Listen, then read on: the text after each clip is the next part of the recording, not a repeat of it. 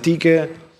U tha që organizatorët janë shqiptar, por janë antarë dhe me komisi të ndryshme, pra dhe rumun, edhe finlandez, por edhe në shtetësive të tjera, komisive të tjera.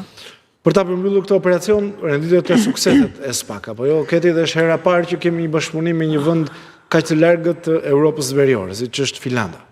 Mund të them që ishte i suksesshëm si operacion, fakti që u arrestuan këta persona, dhe fakti që prokuroria thotë që kemi provat mjaftueshme, sepse mund t'i arrestosh, por a kam provat mjaftueshme për t'i vënë ata, ose për t'i akuzuar këta persona, 2 vjet hetime sipas tyre kanë bërë që ata të përdorin metodat të ndryshme. Pra mund të marrë që nuk kemi në rastin konkret s'ka ECC-n që i ka zbuluar, ose një dëshmitar të drejtësisë, si që ka ndodhur në operacionet e tjera, që edhe në operacionin Ura që u bë 2 javë më parë. Në rastin konkret kemi një hetim mirëfilli që ata janë vëzhguar nga ana e hetuesve si shqiptar dhe finlandez, dhe derisa shritur në këtë konkluzion janë gjetur vendodhjet e tyre, aktiviteti që kanë kryer në shumë raste sasitë e lëndës narkotike janë lënë të shkojnë në destinacion në mënyrë që të kapen krerët e grupeve që sipas prokurorisë edhe përfaqësuesve të Finlandës dhe asaj shqiptare janë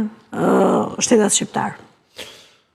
Proceduralisht ekstradohen apo qëndrojnë në Shqipëri? Në Shqipëri pas kanë kartela kriminale? Jo, përderisa masa është marrë nga gjykata e posaçme, këta shtetas do të gjykohen në Shqipëri. Pra, sepse është masë që është marrë nga gjykata e posaçme, në rastet që do të ishte marrë masa nga Finlanda, atyre do të ekstradoshin. Në rastin konkret do të janë grupe kriminale, janë hetimet përbashkëta, por do të kemi në Shqipëri një gjykim të tyre. Në kohë kaloi edhe një tjetër diskutim i rëndësishëm që ka të bëjë me Erion Alibej.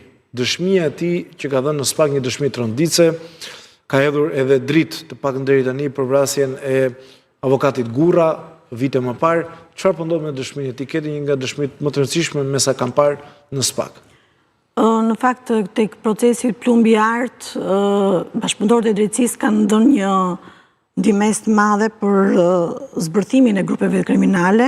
Erion Alibej e nisi dëshminë e tij 2 ditë më parë, ka dëshmuar, ka dhënë detaje të rëndësishme për trafikun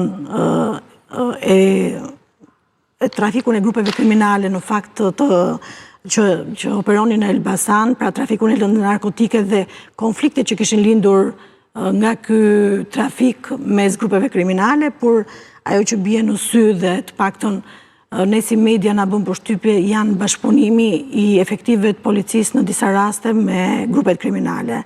Janë të nivelit të lartë apo nivelit të mesme? Si kategorizohen? Në Elbasan, sipas dëshmive të tij, vërtet policia ishte në të paktën në ato periudhë ka qenë në ndikimin e grupeve kriminale. Kjo ka lënë, kjo është Erion Alibej sapo e ka nisur dëshmin, por të bie në sy fakti që Erion Alibej tregon që ai ka pajisur dhe me SKECC edhe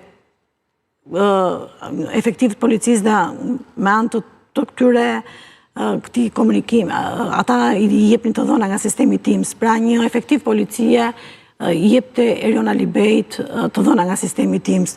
Ndërkohë që është më e rënda, të paktën në gjykimin tim, është dhe fakti që Erion Alibej teksa ishte në kërkim, në momenti që i ka ndodhur vrasja e vllajt dhe edhe njerëzve të afërt dhe njerëzve të afërt, është thirrur nga drejtuesit e lartë të policisë, i është bërë një pakt që vetëm dëshmo dhe ne do të lëmë prapë të lirë, dhe ai megjithëse ishte në kërkim dhe kishte bërë një plagosje,